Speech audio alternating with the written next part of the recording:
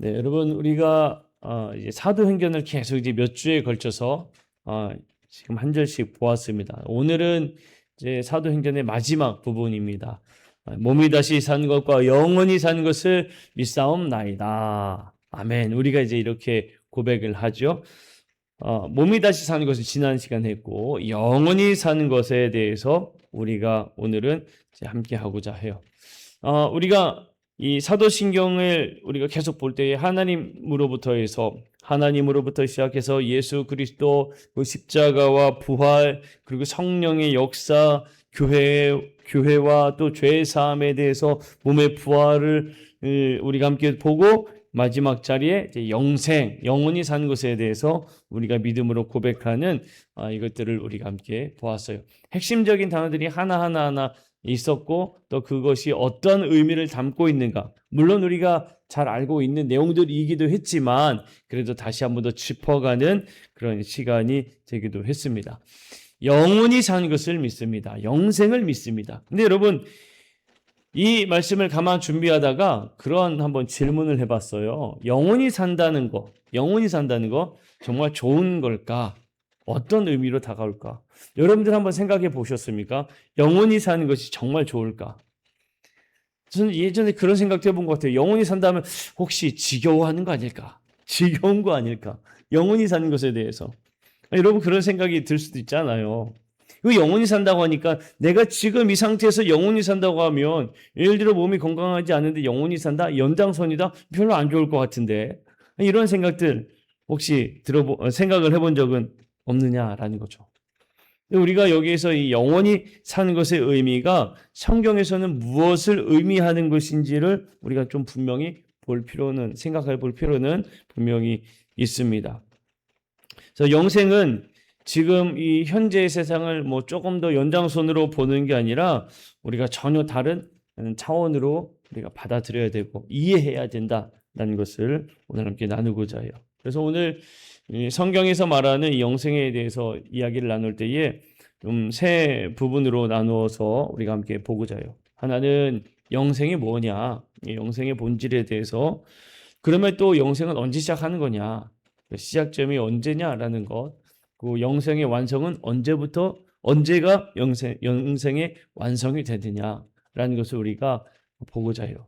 이 부분이 여러분 참 우리에게도 중요한 부분인 게, 이거를 잘못 오해하고 잘못 알면은 예전에 그 영생교라고 이단들이 있었죠.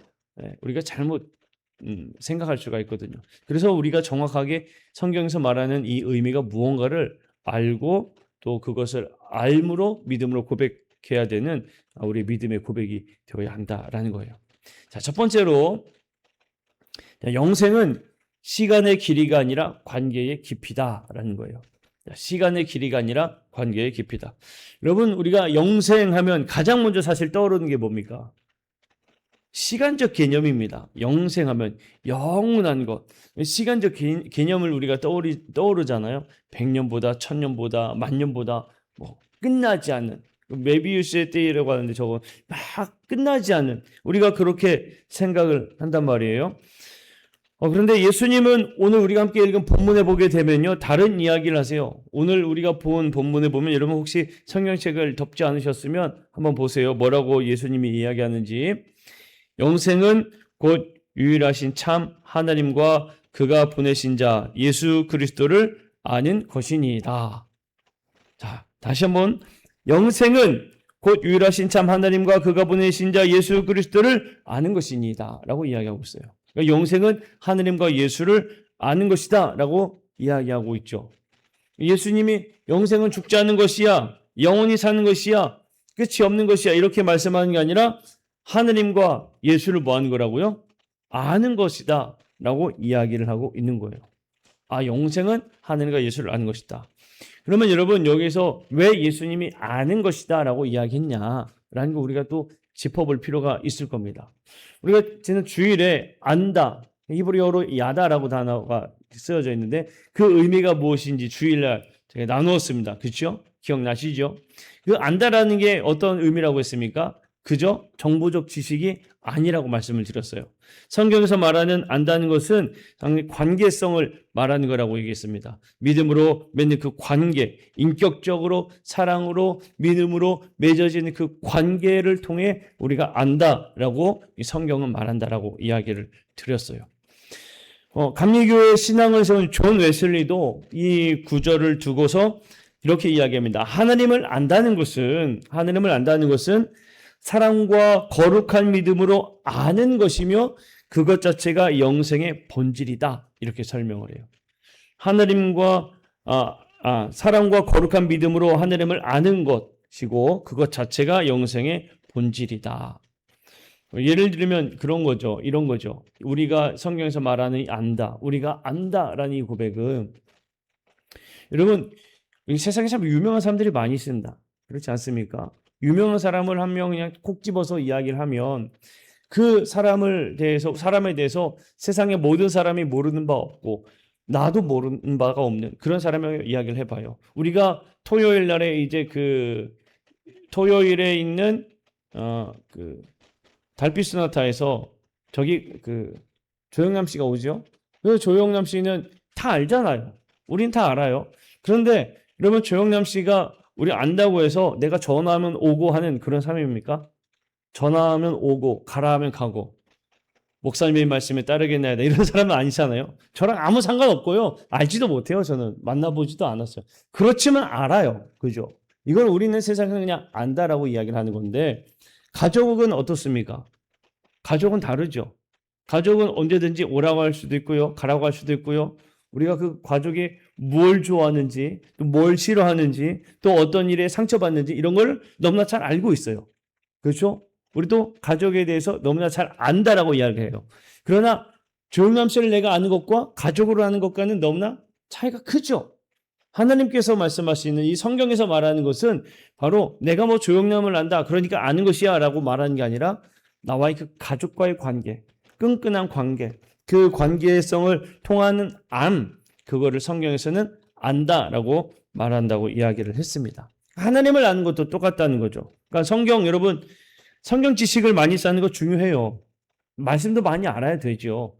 맞아요. 많이 알아야 되고요. 많이 쌓는 것도 중요하지만 그런데 구원이라는 것에 대해서 이야기했을 때에 성경 시험을 보는데 성경 시험 100점 맞는다고 구원을 받는 것이라고 말할 수 있습니까? 성경 시험 100점 구원 받았어. 좋아. 통과. 이거 아니잖아요. 그죠? 물론 이제 목회자가 되기 위해서 성경 시험을 보기도 합니다만 그것과 구원받는 것과는 다른 거잖아요. 구원받는 것은 성경의 지식으로 구원받았다라고는 할 수가 없습니다. 하나님을 믿고 하나님을 정말 사랑하고 내가 정말 신뢰하고 또 하나님의 음성을 듣기를 원하고 예수 그리스도를 나의 진정한 구주로 믿음으로 고백하는 것. 그것을 우리가 이야기할 때에 나는 예수 그리스도를 고백한다라고 이야기할 때 그저 아는 것으로 고백하는 게 아니라 어떤 관계 속에서 고백합니까? 나의 진짜 구원자 되심을 믿는 그 관계성에서 나의 구주됨의 관계성에서 우리가 고백하지요. 그러니까 이런 관계를 맺으며 살아가는 것 그것이 영생이다라고 말하는 겁니다. 그러니까 영생은 끝나고 죽어서 뭐 이렇게 이야기하는 게 아니라 성경에서는 하나님을 알고 예수 그리스도와 하나님과의 그 관계성을 맺고 있을 때부터 영생이다라고 말하고 있는 거예요. 자, 그러면 영생의 중심에는 누가 있느냐라는 거죠. 영생의 중심에 누가 있느냐? 우리가 흔히 천국을 이야기하면 이제 영어로 파라다이스라고 이야기하는데 파라다이스 하면은 가장 먼저 또 떠오르는 게 뭘까요? 아까 전에 시간이었고 또 하나 떠오르는 게 뭡니까? 뭐 좋은 곳 생각하잖아요. 좋은 곳. 뭐 예를 들면 어떤 분들이 이제 천국 갔다 왔다는 분 간증을 들어보면은 막 그 길이 황금길이고 막 집들이 막 벽이 뭐 보석으로 되어 있고 막 이런 이야기를 해요. 그죠? 저도 안 가봐서 모릅니다. 전 천국을 가보진 않았으니까. 그런 이야기를 많이 한단 말이에요. 그러니까 우리가 천국 가면은 그 좋은 곳, 아픔도 없고 고통도 없고 우리가 말씀을 많이 들어서 그렇게 알고는 있어요. 맞아요. 하늘의 나라 좋은 곳이죠. 아름다운 곳이고요. 분명히 좋아요. 우리가 가고 싶은 나라예요. 하지만 영생의 가장 큰 복은 어떤 장소적인 것, 시간적인 것이 가장 큰 복이 아닙니다. 그럼 영생에 있어서 가장 큰 복이 뭐냐? 거기 누가 있느냐? 이거예요. 영생의 가장 큰 복은 바로 하느님과 함께 있는 것. 그게 가장 큰 복이다라는 겁니다. 하느님과 함께 있는 것, 그것이 가장 큰 복이라는 거예요. 요한일서 5장 11절 12절에 이렇게 이야기를 합니다. 한번 잘 들어보세요.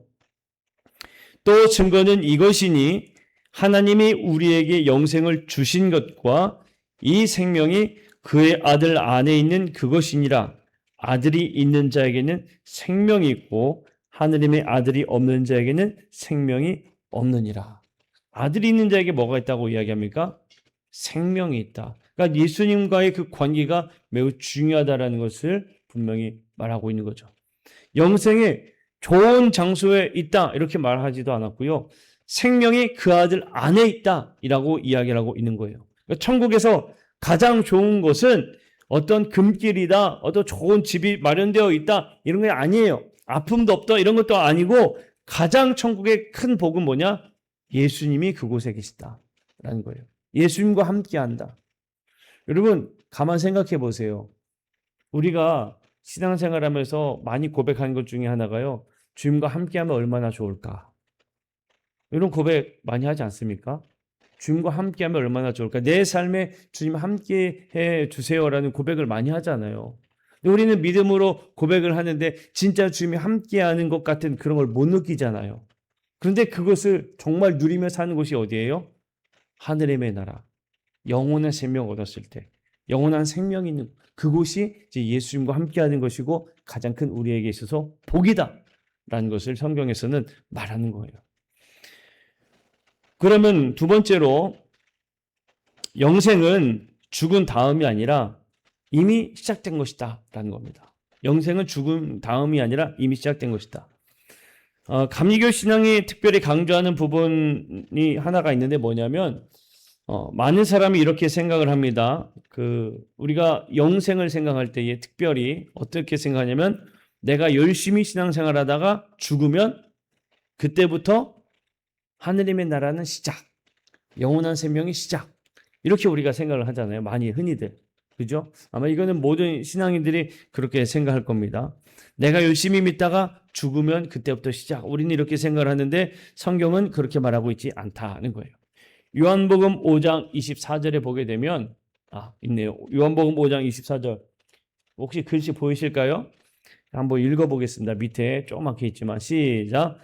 내 말을 듣고 또 나 보내신 이를 믿는 자는 영생을 얻었고 심판에 이르지 아니하니 사망에서 생명으로 이미 옮겨졌느니라. 아멘. 사망에서 생명으로 옮겨졌느니라. 이미 옮겨졌느니라 라고 말씀하고 있어요. 내 말을 듣고 또 나 보내신 이를 믿는 자. 그러니까 예수 그리스도를 믿는 자, 하느님을 믿는 자는 이미 사망에서 생명으로 옮겨졌다라고 이야기합니다. 영생은 나중에 얻을 것이다. 영생은 너희들이 죽은 다음에 분명히 얻을 것이다. 이렇게 말씀하시지 않았고 이미 옮겨졌다라고 분명히 말씀하고 있어요. 요한 1서의 말씀에서도 똑같습니다. 아들이 있는 자에게는 생명이 있고 아까 전에 제가 말씀을 드렸죠. 아들이 있는 자에게는 생명이 있고 그러니까 지금 이미 시작되었다라는 걸 말해요. 웨슬리도 이것을 이렇게 가르치는데 하나님 나라가 우리 마음에 임할 때 의와 평강과 성령 안에서 누리는 기쁨이 이미 시작된다고 보았다라는 거예요. 그러니까 하나님의 나라가 우리 안에 기쁨이 있고 성령 안에서 누리는 그 기쁨이 있다면 이미 하나님의 나라 그것이 이미 시작됐다라고 보고 있는 거예요. 그러니까 이것이 이미 시작된 영생이다라고 우리에게 말해주는 겁니다. 그러니까 우리가 죽은 다음에 갈 곳, 죽은 다음에 시작되는 것이 아니라 지금부터의 시작이라는 거예요. 감리교 신앙에서는 영생이라는 단어를 장례식장에서만 우리가 장례식장에서 상당히 많이 듣지 않습니까? 우리가 죽은 후에는 영원한 생명이 있는 곳에 우리는 있을 것입니다. 우리가 이런 고백을 많이 해요. 그러나 이것이 그 장례식에서만 쓰는 말이 아니라 지금 우리가 누리는 생명이 영원한 생명이다라는 것을 말해주고 있는 거예요. 그러니까 이런 것과 마찬가지죠. 어떤 사람에게 있어서 아버지에게 집을 상속받았다고 합시다. 그래서 집에 상속받아서 이 집문서 이렇게 탁 내가 너에게 집문서를 주겠다 하고 집문서를 딱 주셨어요. 아주 좋은 집, 뭐 아주 좋은 땅을 줬어요. 그러면은 이것을 받은 사람은 이게 뭐예요? 이제 내 거라는 확증이 된 거죠. 이게 확실한 거잖아요. 그죠? 그러면 이것을 받은 사람은 어딜 가도 싱글벙글해요. 웃습니다. 좋아요. 왜요? 나에게는 이게 있다. 뭐 이거는 지금 악보지만 집문서, 땅문서라고 생각하면서 나에게는 이게 있다. 아주 행복해합니다. 그거 하나만으로. 근데 영생도 이와 마찬가지라는 거예요. 영생도 이미 우리 안에 확증으로 다가왔고 우리에게 시작되었다라는 것을 말해주는 거예요. 근데 여러분 어떻습니까? 우리는 지금 영원한 생명엔 아픔도 없고 고통도 없고 슬픔도 없고 눈물도 없다고 이야기하는데 우리는 지금 어때요? 아프죠. 슬프죠. 힘들죠. 고난도 있죠. 고통도 있죠. 눈물도 있어요. 여전히 죄와 씨름하고요. 여전히 죽음을 경험합니다. 그것은 우리가 아직 불완전한 이 죄된 세상에 있기 때문에 그래요. 하지만 예수 그리스도를 믿는 사람 안에는 이미 그 생명이 시작되었다라는 이 사실을 우리가 마음에 품고 있어야 된다라는 거예요. 품고 있어야 된다. 성령이 우리 안에 계시고 하나님을 아버지라 부르고 예수님을 정말 사랑하고 죄를 정말 미워하고 하나님 뜻대로 살아가고자 하는 우리의 이 마음이 그 증거라는 거예요. 그 증거. 내 안에 영생이 있다. 우리가 지문서처럼 이렇게 딱 증서가 있는 게 아니지만 그러나 우리 안에 하나님을 생각하고 주님을 찬양하고 내 마음에 정말 주님을 사랑하는 마음, 내가 죄를 미워하고 거룩한 자녀로 살고 싶습니다라고 고백하는 이 마음이 우리 안에 있으면 이미 영생은 우리 안에 있다라는 증거입니다. 증거. 그러니까 여러분 우리 안에 영생이 있다라는 그 증거를 발견하시고 기쁨으로 살아가는 우리 성도들이 되기를 축복합니다. 그래서요. 영생에는 뭐가 있냐면 임의가 있고 아직이 있어요. 무슨 얘기예요? 영생은 우리가 믿음으로 고백하는 순간부터 죄사함을 받은 하느님의 거룩한 자녀로 살아가는 순간부터 우리에게 이미 시작되었어. 시작되었는데 아직인 거예요. 아직 완성되지는 않은 겁니다. 우리가 완성되지 못한 거예요. 죄된 이 세상 가운데 살고 있기 때문에 아직 누리지는 못하고 여전히 뭐 하는 거예요? 씨름하고 있는 거예요. 그것을 위해서. 그러나 나중에는 정말 그것을 온전히 누릴 줄로 믿습니다. 이미 그래서 영생에는 이미 우리 안에 시작되었지만 아직 완성하지는 못한 것이다 라고 이야기를 하는 거예요. 그러면 이미 시작된 영생이 지금 우리 삶에 어떻게 드러나느냐라는 거죠. 우리가 이 영생에 대해서 나는 나중에 천국 간다. 그리고 흔히들 이제 이런 얘기를 많이 합니다만 나중에 천국 가야죠. 우리가 이런 식으로 또 복음을 많이 증거하기도 하지만 꼭 이것만을 이제 붙들고 살아가는 것은 아니에요. 하나님의 영생이 우리 안에 들어왔다는 그 증거 중에 하나가 뭐냐? 가장 확실한 게 우리의 삶이 조금씩 변화되는 겁니다. 성령이 내 안에 살아있다는 증거는 우리의 변화 속에서 그것을 찾아보게 되는 거예요. 여러분, 원수를 사랑하라는 예수님의 말씀이 있죠. 가르침이. 근데 원수를 사랑하는 게 어렵습니까? 정말 어렵습니까? 원수를 사랑하는 게 쉽지는 않아요. 어려워요. 그렇죠? 어렵습니다. 그런데 여러분 우리가 원수를 사랑하라는 이 말씀을 알고서 어떻게 하고 노력하죠? 나는 계속 죽었나 깨도 정말 미워할 겁니다 라고 이야기를 합니까? 그렇게 고백들은 안 하더라고요.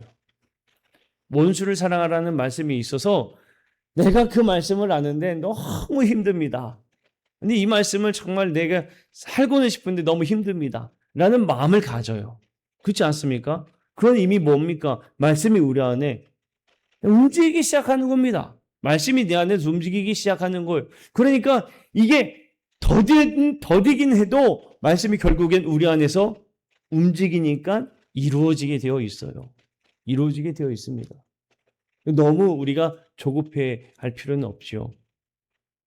그리고요, 그전에는 나밖에 모르던 사람이 말씀을 계속 배우다 보니까 이제는 우리 시선이 나에게서 다른 사람으로 돌아가기 시작하는 거예요. 보여지기 시작하는 거예요. 아무렇지 않게 여기던 그 죄에 대해서 이게 죄인데 마음에 뭐가 생겨요?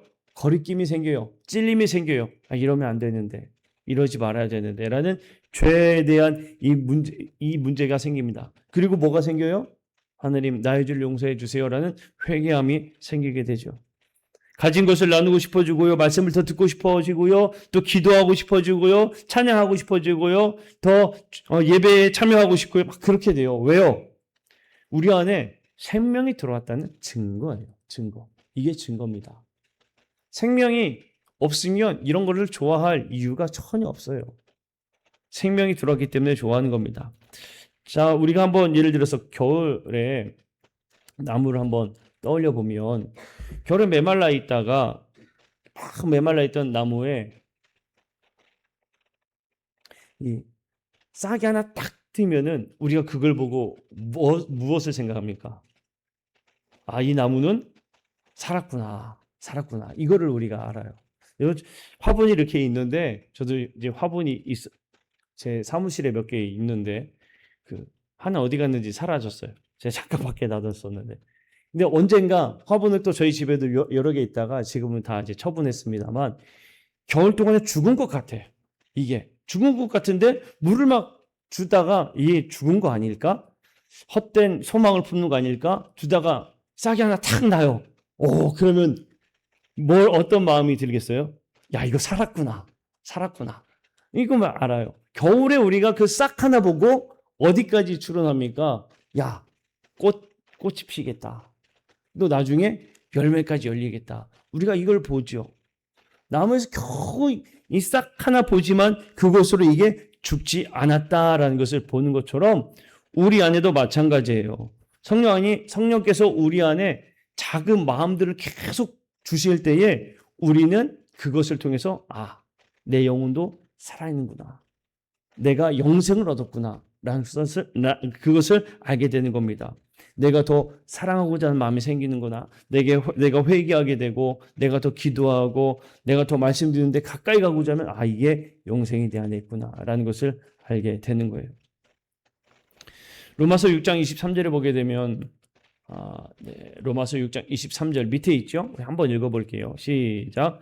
죄의 삭은 사망이요 하나님의 은사는 그리스도 예수 우리 주 안에 있는 영생이니라. 아멘. 하나님의 은사래요. 영생이 하나님의 은사입니다. 그러면 이 은사는 어떻게 얻는 겁니까? 열심히 노력해서 만들어지는 건가요? 아니죠. 내가 열심히 신앙생활을 했다고 해서 열심히 오래 다녔다고 해서 내가 정말 착한 일을 많이 했다고 해서 이 하나님께서 은사를 주나요? 내가 열심히 헌금을 많이 했다고 하나님께서 은사를 주나요? 아니에요. 하나님께서 주신 저 은사는 하나님께서 주신 그냥 거저준 선물입니다. 선물. 요한복음 3장 16절에 여러분이 잘 아는 말씀입니다. 하나님이 세상을 이처럼 사랑하사 독생자를 주셨으니 이는 그를 믿는 자마다 멸망하지 않고 영생을 얻게 하려 하심이라. 영생을 얻게 하려 하심이라. 영생, 하나님의 은사를 주신 겁니다. 영생을 주신 거예요. 그러니까 그저 이 영생은 하나님이 주시는 선물이라는 겁니다. 내가 어떤 노력으로 얻는다, 내가 어떤 수고로 얻는다, 이런 게 아니에요. 자, 그렇다고 해서 여러분, 내가 은혜로 받은 선물이니까 막 대충 아무렇게나 살아도 되는, 그건 아니죠. 선물을 받았다고 그게 내 거니까 내 마음대로 그건 아니잖아요. 그리고 내가 선물을 받았으니까 그걸 열심히 갚겠다 이건 아니잖아요.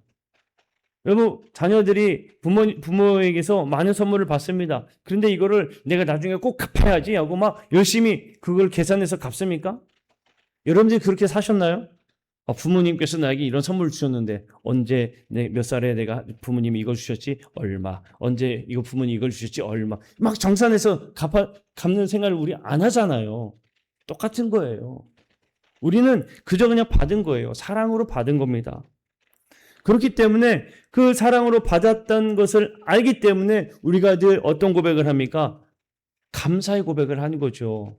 감사의 고백을 하는 거예요. 그리고 그 은혜를 알기 때문에 우리가 순종하게 되는 거예요. 선행으로 영생을 사는 것도 아니고요. 영생을 받은 사람은 그게 선물이기 때문에 고스란히 또 당연히 사랑의 열매를 맺게 되어 있는 겁니다. 그래서 영생을 선물로 받은 사람은 그것으로 인해서 계속 그 성령의 열매를 하나씩 하나씩 맺어가는 거예요. 이게 자연스러운 겁니다. 자, 세 번째로 영생은 마지막 날 그 완전한 이제 회복으로 완성된다라는 거예요. 영생은 지금 시작되었지만 전부는 아니라고 아직은 아니라고 말씀을 드렸어요. 여전히 아프고 죽음을 경험하고 그래요. 그러면 어떻게 이 영생이 완성되느냐라는 겁니다. 우리가 지난주에 배운 게 뭔가 하면 부활에 대해서 우리가 함께 나눴죠. 몸이 다시 사는 것을 믿습니다. 사도신경이 왜 몸이 다시 사는 것을 믿습니다 라고 하고 난 다음에 영원히 사는 것을 믿습니다 라고 이어서 나왔을까? 이것을 따로따로 생각하기보다는 함께 고백하면서 살아가야 된다는 겁니다. 기독교의 소망은 몸을 버리고 영혼만 어디론가 슝 하고 날아가는 것 같은 그런 신앙이 아닙니다. 우리는 몸으로 부활하고 하느님이 새롭게 하신 창조세계 영원한 나라를 누리는 게 성경에서 기록된 말씀이고 우리가 누려야 할 것들이에요.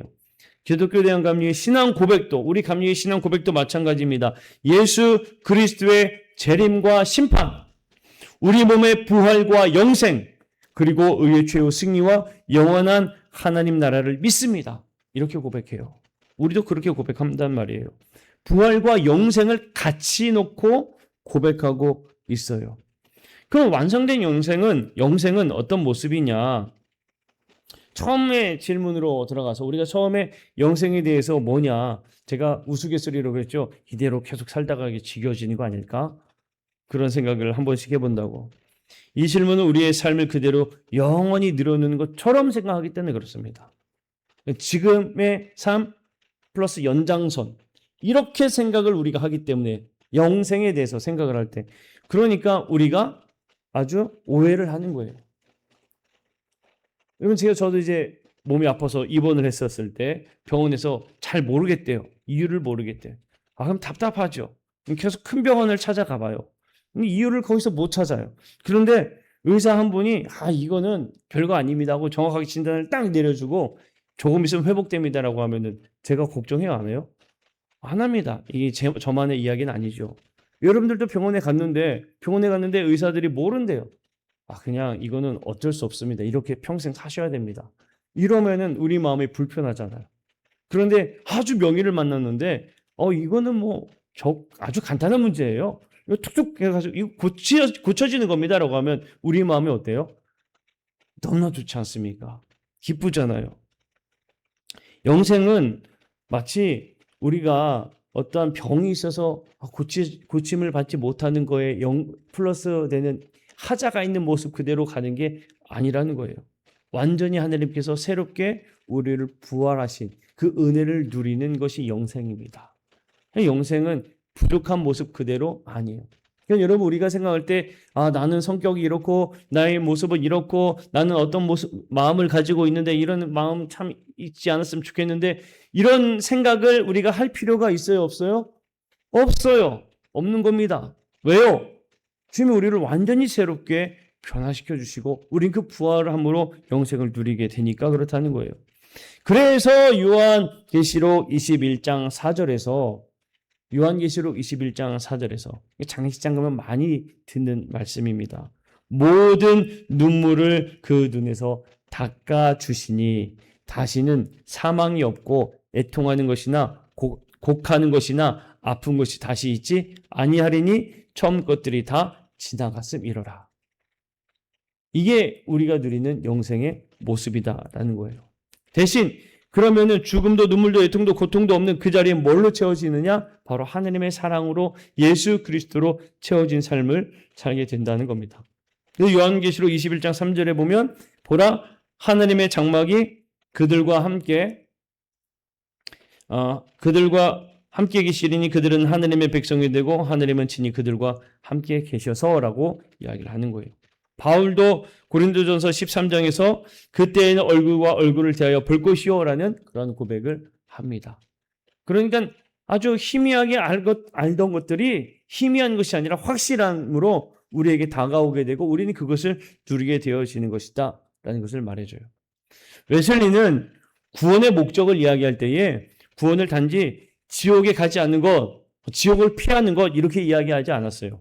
웨슬리는 구원을 어떻게 이야기했냐면 하느님의 형상을 회복하는 것 이렇게 이야기합니다.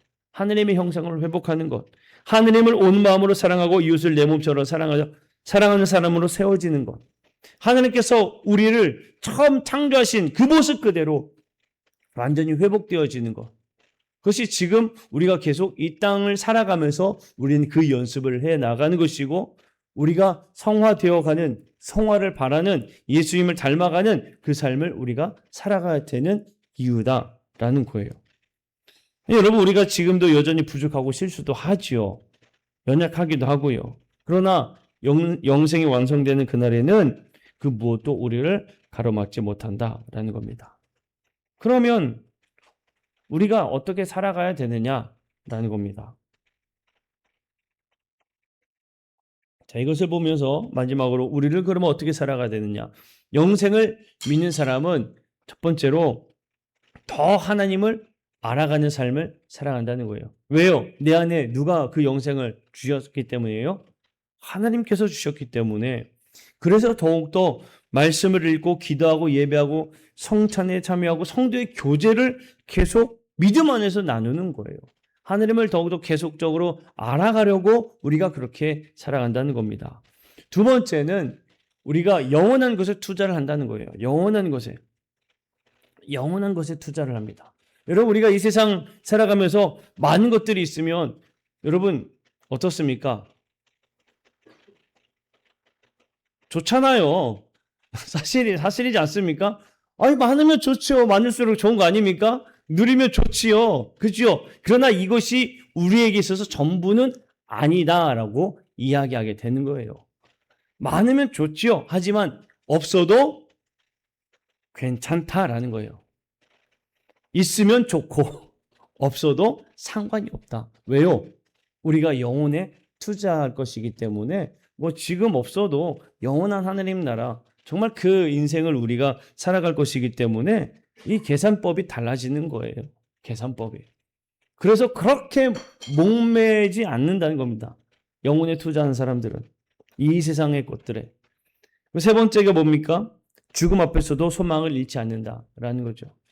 여러분, 참 이 어느 종교든지 간에 그 장례식에 가서 소망을 이야기하는 데는 우리 교회밖에 없을 겁니다. 기독교밖에 죽음 앞에서 소망을 이야기하는 곳은 없어요. 다른 데에서 소망은 이야기하지 않습니다. 죽은 다음에 우리 다시 만납시다. 이런 이야기를, 내가 기독교 장례식만 가봐서 그런가?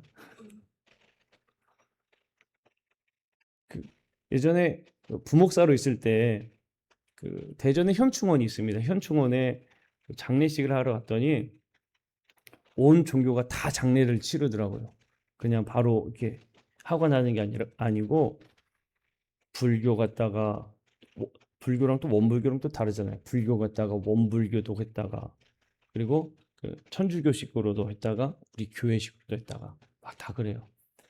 그런데 제 기억을 더듬으면 기독교밖에 없어요.